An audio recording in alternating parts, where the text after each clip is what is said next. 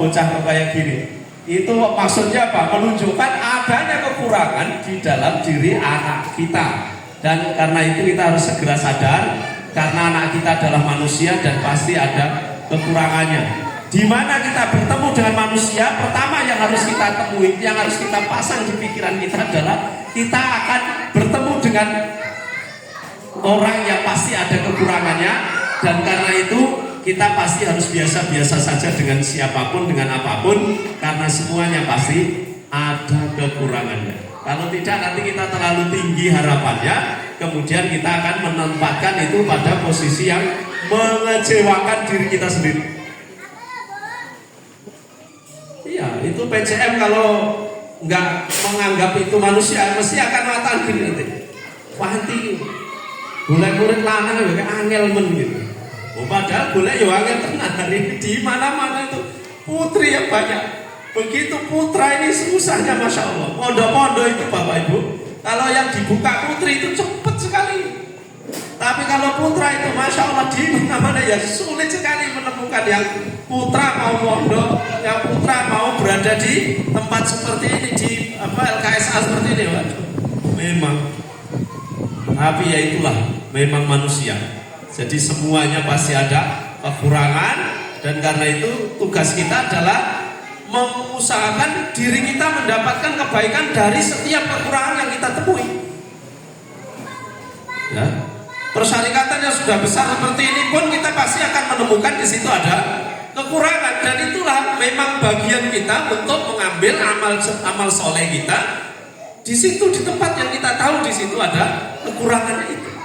Kita bersama pasangan hidup kita, suami kita, istri kita, anak kita, siapapun, lihat di situ ada kekurangan, disitulah tempatnya kita melakukan sebuah amal soleh untuk melengkapi sesuatu yang kurang itu, sehingga amal soleh balik ke kita. Karena dimanapun kita berada, pikiran kita harus selalu berpikir amal soleh apa yang bisa kita lakukan, sekalipun kita berhadapan dengan kekurangan orang lain. Nah, ini poin satu. Poin yang kedua Bapak Ibu, di dalam mengasuh anak, ya, di dalam mengasuh anak, mari kita memiliki harapan. Ya, harapan itu penting. Bahkan para nabi itu semuanya itu kuat di dalam berjuang itu. Kalau saya amati ya, salah satu hal yang paling kuat dari para nabi itu apa? Memiliki harapan akan kebaikan umatnya. Misalnya siapa? Nabi Nuh misalnya. Nabi Nuh itu betul-betul masya Allah diuji oleh Allah SWT luar biasa. 950 tahun itu berjuang, dan yang mengikuti Nabi Nuh tidak banyak. Itu pun rata-rata mengejek, menghina, rata-rata melemahkan Nabi Nuh ini. Tetapi Nabi Nuh ini kemudian ada kalanya mangkelnya, lalu berdoa kepada Allah Subhanahu wa taala agar menghabisi orang-orang yang tidak iman kepada Allah itu sampai habis. Tetapi Allah Subhanahu wa taala masih menyisakan harapan kepada Nabi Nuh, jangan semua dihabiskan. Karena kalau semua dihabiskan nanti habislah manusia ini, maka kemudian dibuatkan kapal. Orang-orang yang masih beriman ini biar tidak kena imbas semuanya, masukkan semuanya di dalam kapal, lalu yang lain ya dihabisi tidak apa-apa, tetapi yang ada di kapal ini selamat. Ada harapan Nabi Nuh. Nabi Muhammad misalnya, kita lihat Nabi Muhammad ketika berada di Taif, ya Bapak Ibu, cerita tentang Nabi Muhammad ketika di Taif dilempari orang-orang, bahkan diteriaki orang gila, dianggap wong edan gitu. Sampai yang orang gila pun melempari Nabi Muhammad, mengatakan gila, yang gila aja ngomong gila, sing waras ini dianggap edan gitu. Itu Nabi Muhammad. Ketika ada malaikat penjaga gunung menawarkan bahwa saya telah mendapatkan izin dari Allah untuk menjatuhkan ini gunung kepada mereka sehingga mereka bisa habis, apa kata Nabi? Jangan, malah kemudian Nabi berdoa kepada Allah, Allahumma hdi qaumi innahum la ya'lamun. Wahai Allah, berilah hidayah kepada mereka, jangan kau hancurkan. Inilah namanya harapan.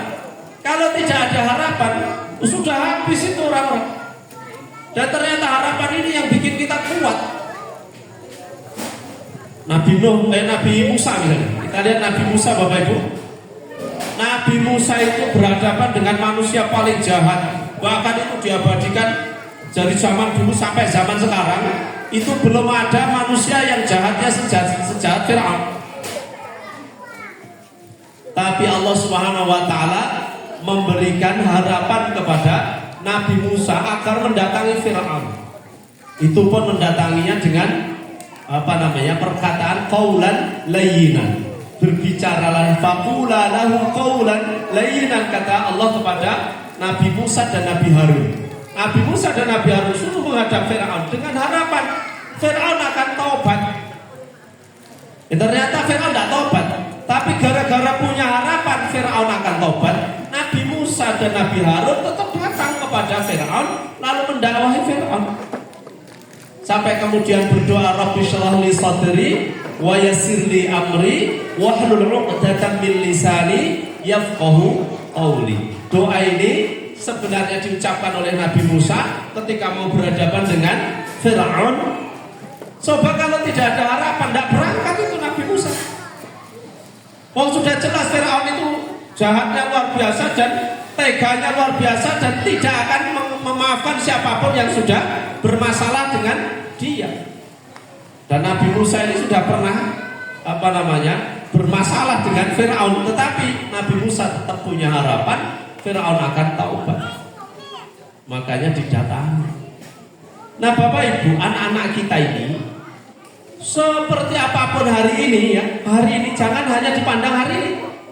Mari kita pandang mereka ini dalam masa yang akan datang. Ya.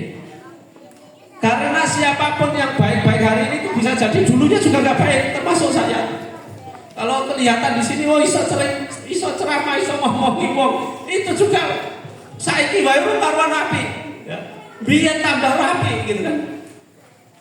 Sama lah kita ini semuanya sebenarnya semakin berproses semakin tua itu insya Allah semakin baik kita ini. Anak-anak kita juga begitu. Makanya jangan sampai kita putus harapan kepada anak-anak kita. Selalu kalimat yang mesti kita ucapkan kalimat yang baik kepada mereka. Sak beling-belingi kayak apa anak NJW itu ya, masih ada harapan itu.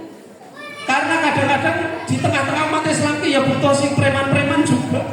Nek kuwabe santun-santun lha sing ngatasi sing ruwet-ruwet ki sapa. Wong kadang-kadang mulai wis teko wayahe sing dibutuhne preman. Dadi lak sing dadi kokam-kokam niki nek sing alus-alus kan ora patut. Kokam ya sing ganas-ganas gitu. Lah wong nahi mungkar ya cepet dan ganas itu kan wis jelas dia memang wani lah sing santri santun-santun ngono kuwi ya. Piye? Wis gak masuk kriteria. Jadi bagi saya nggih Bapak Ibu, ana wong sing mantan preman-preman iku nek mlebu Islam tobat ya ora usah merubah wataknya, wis ngono ya ben. Sing ganas-ganas ya ben ganas-ganas mah dibutuhne kok. Sok-sok lek ana sing ngurusui agama iki sapa sing ngarep dhewe? Ya sing preman-preman udah dasare kendel awit biyen. Lah lek kendele wis diilangi wis cilik. Wis ora sido. Jadi kita juga kadang butuh begitu. Lah siapa dulu? Coba kita lihat. Nabi Muhammad itu memulai dakwah jahriyahnya itu, dakwah terang-terangannya itu sejak kapan? Sejak Umar bin Khattab itu masuk Islam. Awalnya Nabi Muhammad itu melihat Umar itu nggak gulat di pasar itu luar biasa menangan gitu. Maka saat itu Nabi berdoa, ya Allahumma izzal Islam bin Umar, bi ahadi Umarain gitu. Ya Allah, muliakan Islam dengan dua Umar ya. Nah, satu namanya Amr bin Hisham, itu yang jadi Abu Jahal itu. Yang satu adalah Umar bin Khattab. Dalam bahasa Arab ini dua Umar, nama Umarain. Satu Amr itu bahasanya Umar. Maka di Umarain. Ya Allah, berilah masukkan kemuliaan Islam dengan masuk Islamnya ini dua orang ini. Ganas-ganas ini dalam mereka. Ternyata Allah memilih Umar bin Khattab dan meninggalkan Amr bin Hisham. Jadi Umar bin Khattab sejak masuk Islam lalu datang ke rumahnya Abu Jahal. Begitu ngomong ke rumahnya Abu Jahal, sekarang aku mlebu Islam. Ya. Sampai ganggu Muhammad. Kalau ganggu Islam, ganggu Muhammad, musuh mbek aku. Lho sing wani ngono ki sapa? Mau kabeh santri kutu-kutu alus-alus santun-santun sing rada nakal sithik wis dibuang. Wis nakal sithik wis dirumet ya wis ora ono critane. Dan yang beling-beling ya dipuai bagian beling-beling gitu. Sosok ya ono sing gitu. Anak kita pun nanti juga ada begitu. Didongani ya sing penting apik gitu ya. Belinge iku terarah ning gone sing perkara sing apik. Suwi-suwi ya, doa kita tetap lebih kuat insyaallah. Makanya beri mereka harapan. Kita juga harus punya harapan. Rasulullah aja berharap kepada Umar. Berharap Umar masuk Islam itu Rasulullah. Lo kita pengasuh-pengasuh ini kadang-kadang sama jengkele barang ngadepi bocah-bocah. Wes anggap aja mereka Umar kecil biyen dan sik beling-beling sik ditahan itu. Sing penting ustaznya sabar. Ya kaya Nabi Muhammad sabar ya. Ustaznya wis gak kuat Nabi Muhammad ya boneng wis ngadepi anak-anak akhir zaman seperti ini. Nah itu ya. Jadi apa yang dilakukan para nabi ketika menghadapi orang yang seperti Umar, seperti yang lain waktu belum masuk Islam, ya doa. Makanya ya pesan saya kepada diri saya dan para pengasuh santri harus dongane sing akeh liyane ngomong. Nek perlu sosok rasa ngomong. Wis ditungani ya sing akeh ora usah diomongi. Sok diomongi malah maido. Dadi bocah iki yang ngono iku wis bocah sapa? Bapak ibu-ibu nggih wonten. Pun rodok dilongi lek cerewet nang gone anak. Sapa? Dongani ya. Nek perlu dongane mek roh sandingno ke donganon. Doa yang paling baik menurut saya, salah satu yang mungkin pernah dipraktekkan oleh banyak orang adalah ketika anak kita menjelang tidur, lalu kita berdoa di samping telinganya, apa yang kita inginkan kita doakan kepada dia, kepada Allah di depan telinga dia. Ini mandi Pak, mandi kok masih ya bocah itu piye karepe ibu bapak, tapi mandi. Suatu saat tadi doa-doa itu yang paling banyak dialami orang. Dan itu ya dari awal, dari kecil, dari sekarang gitu ya. Bahkan ketika habis bubur gede pun tak apa-apa beling-beling, tapi rumah gini sih, ibu harus dongo sih. Ngono. Misalnya kan arep beling-beling ora kena kandhane ya gak apa-apa rene sih. Bapak arep dongo sih, mirengno sih dongo. Kene tak dongo sih. Kita ini kadang-kadang kurang doanya. Ya, maidone sing akeh, mesune pol. Ane dongane kurang. Ya, ditambahi dongane.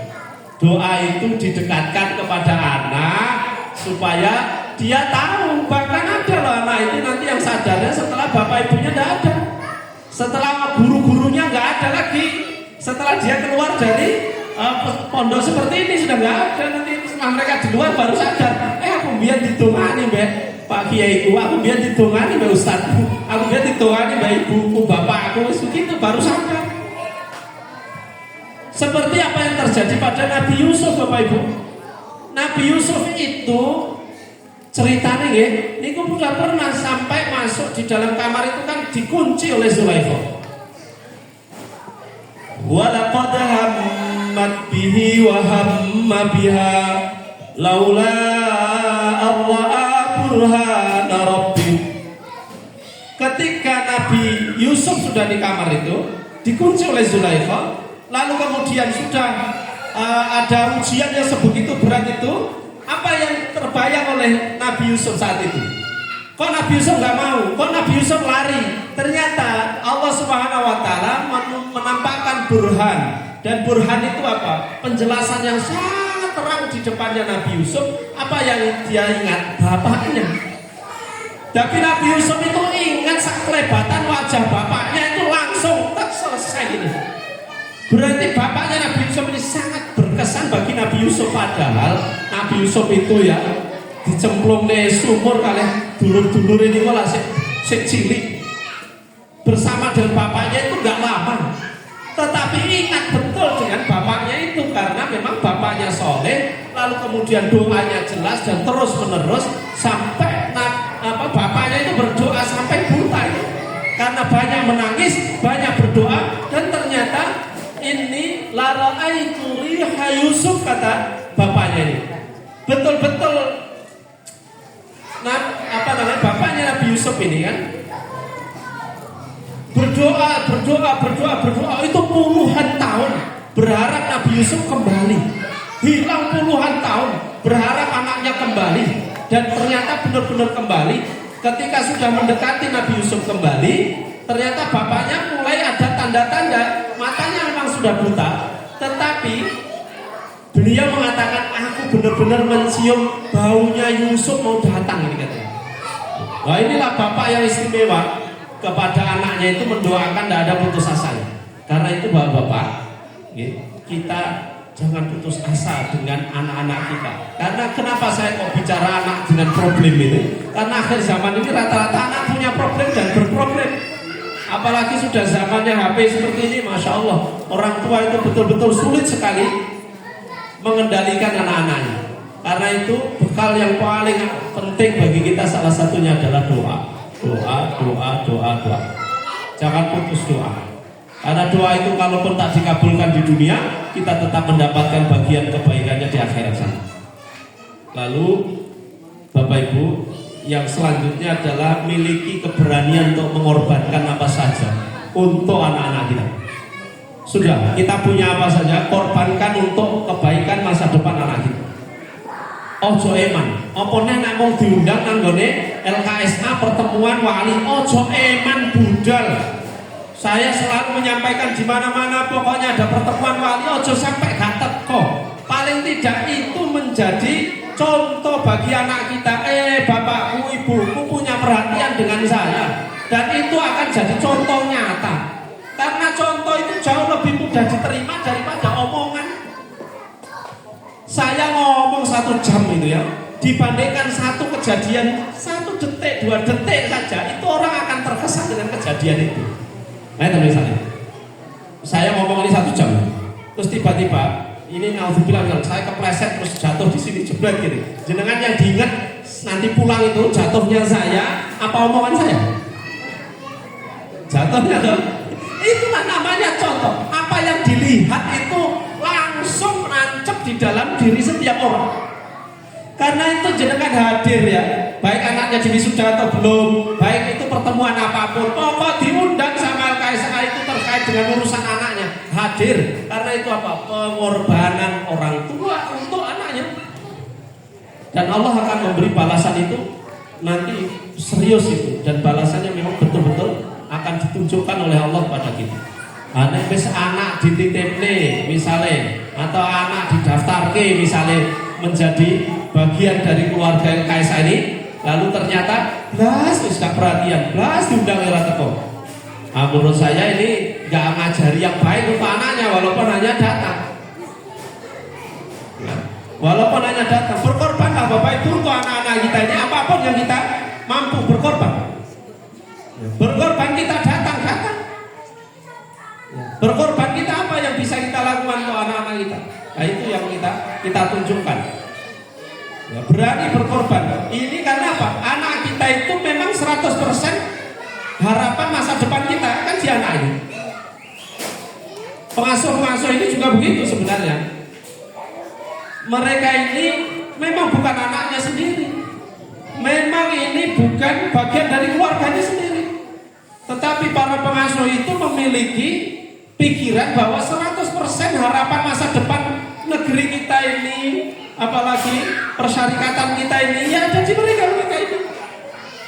Gitu.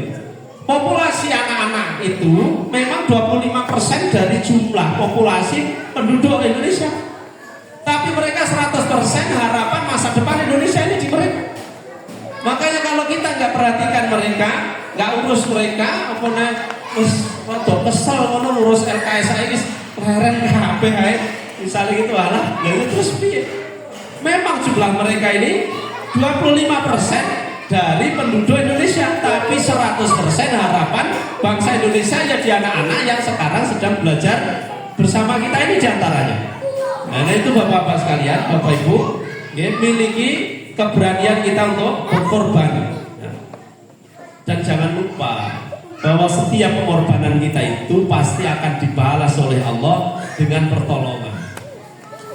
Itu sudah pasti itu. Wallahu fi aunil 'abdi ma kana al-'abdu fi auni akhihi. Allah pasti akan menolong seorang hamba selama dia mau menolong orang lain. Sudah itu prinsip. Makanya kalau sudah berpikir menolong anak saya supaya masa depannya tidak susah, menolong anak saya supaya nanti pada masa depannya dia bisa menolong dirinya dan orang lain. Allah akan menolong itu. Itu bagi orang tua. Ya.